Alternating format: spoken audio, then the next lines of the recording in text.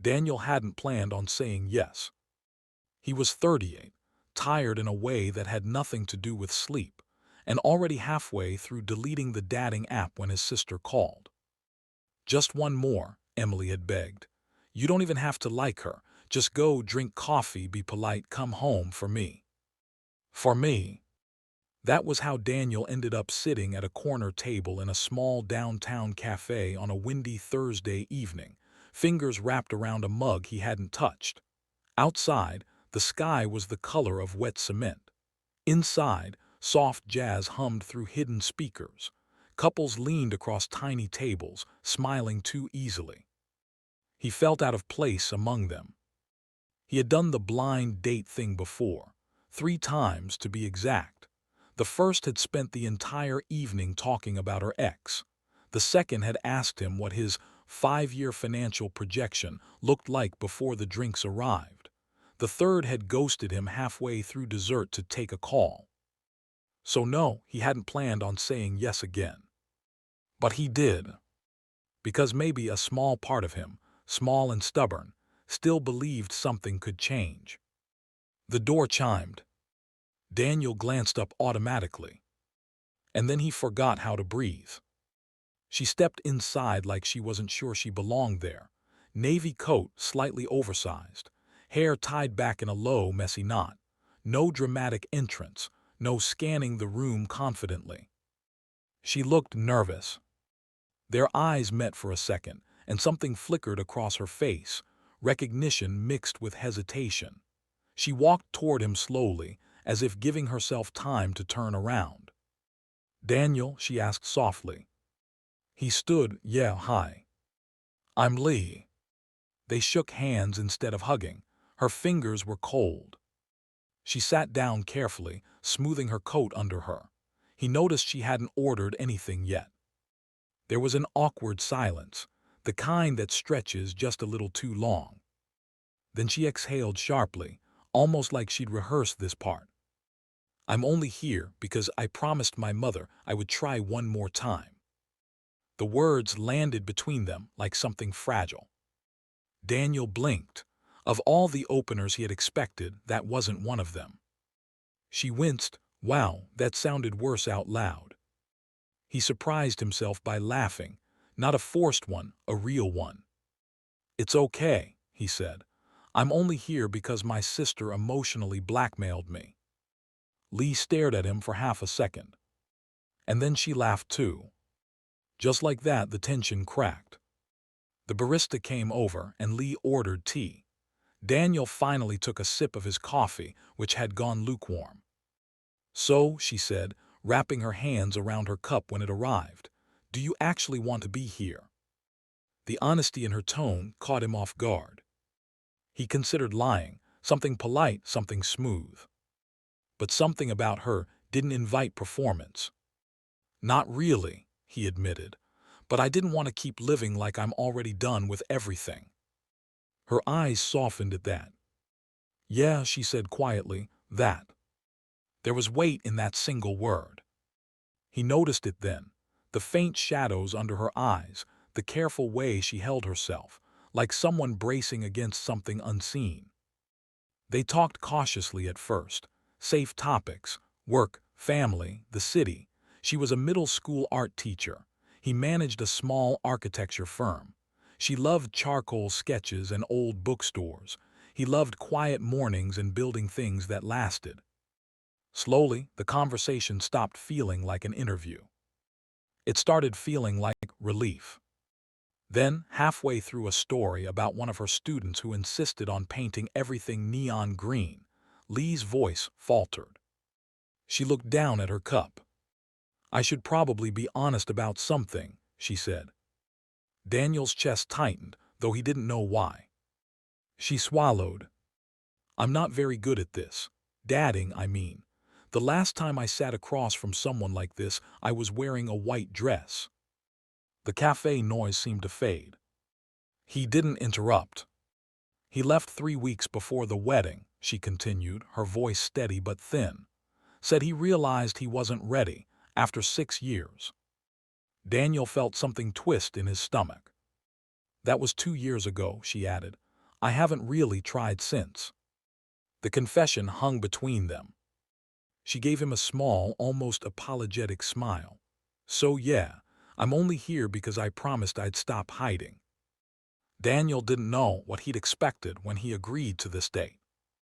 He hadn't expected to feel protective. He hadn't expected to feel seen. I'm sorry, he said quietly. Lee shrugged, but it wasn't careless. It was practiced. It's fine, I mean it wasn't fine, but it happened. He nodded. People don't realize that when they leave, they don't just break a plan, they break a version of you. Her eyes snapped up to his. There it was again, that flicker. You get it, she said softly. He hesitated. He didn't usually talk about this part. My wife passed away 4 years ago, he said. The words still felt strange in his mouth, like they belonged to someone else. Lee's hand stilled around her cup. I'm so sorry. He gave a small nod. Car accident. Silence stretched, but not awkwardly, gently. I haven't been on many dates, he admitted. It feels disloyal sometimes, even though I know it is. Lee's voice was steady now. Grief makes you question everything. Yeah. They sat there, two strangers who weren't entirely strangers anymore. He realized something then. This wasn't a blind date in the usual sense. This was two people who had survived something. The conversation shifted after that. It grew deeper, but lighter too. Like once the heaviest truths were on the table, the rest didn't feel so dangerous. She told him about her students again, how one girl refused to draw anything but storms. He told her about the community center his firm was designing, how he insisted on adding more windows because light matters. At one point, Lee smiled at him in a way that wasn't careful. It was open. You're not what I expected, she said. He raised an eyebrow. Good or bad? Good, she said immediately. You don't feel like someone trying to impress me. He leaned back slightly. I'm too tired to impress anyone. She laughed, same. Time slipped by without either of them noticing. Outside, the sky had darkened completely. At some point, Lee checked her phone and blinked. We've been here 2 hours. Daniel glanced at his watch. She was right. He felt something he hadn't felt walking into the cafe. He didn't want to leave. But he also didn't want to rush whatever this was. Lee looked at him thoughtfully. Can I ask you something? She said. Sure. If this had been a normal blind date, no tragic backstories, no emotional honesty, would you have wanted a second one? He considered the question carefully. Yes, he said. Her lips parted slightly, surprised. Why?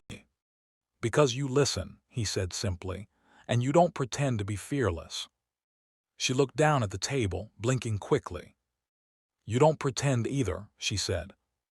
There was a softness between them now, not fireworks, not intensity. Something steadier. When they finally stood up, the cafe was nearly empty. Outside, the wind had calmed.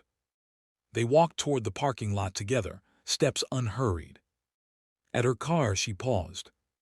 So, she said, hands tucked into her coat pockets, do we tell our sister and mother that we fulfilled our duty? He smiled. Or, he said carefully, we tell them we might need one more coffee to be sure. Lee studied him like she was weighing something important. You'd want that, she asked. I would. There was no dramatic confession, no sudden declaration. Just a simple truth. She let out a slow breath, and this time her smile wasn't nervous. Okay, she said, one more coffee. The next week they met again. And this time, neither of them said they were only there because someone else had asked. They chose it. The second date felt different, not because it was louder or more romantic, but because it was intentional. Daniel noticed the way Lee's laugh came easier now.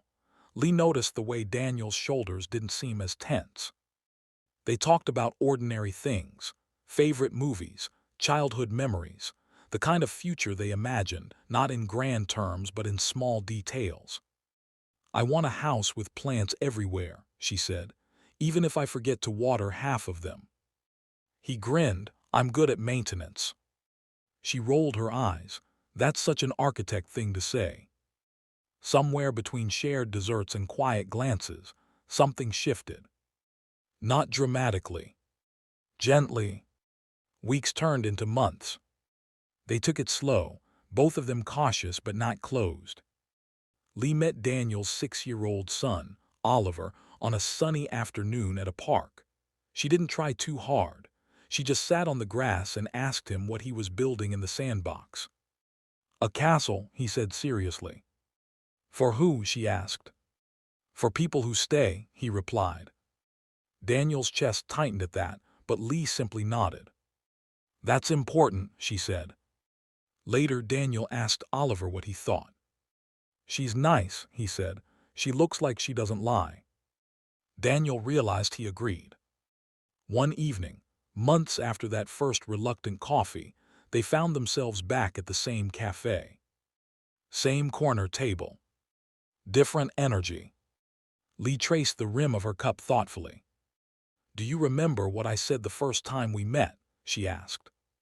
He smiled faintly. "You said you were only here because you promised your mother." She nodded.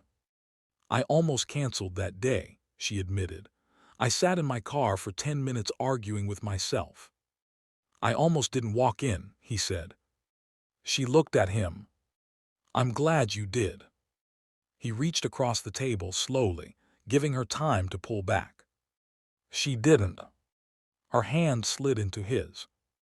"Warm this time." "No more only here because," she said softly. "No," he agreed. "Now we're here because we want to be." And it wasn't dramatic. It wasn't a fairy tale. It was better than that. It was two people who had once shown up out of obligation and stayed because they found something steady, something honest, something that didn't demand perfection. That first night, she had walked in and said she was only there because she had to be. But sometimes, the smallest reluctant yes opens the door to something you didn't know you were still hopping for. And sometimes, one last blind date isn't the end of trying.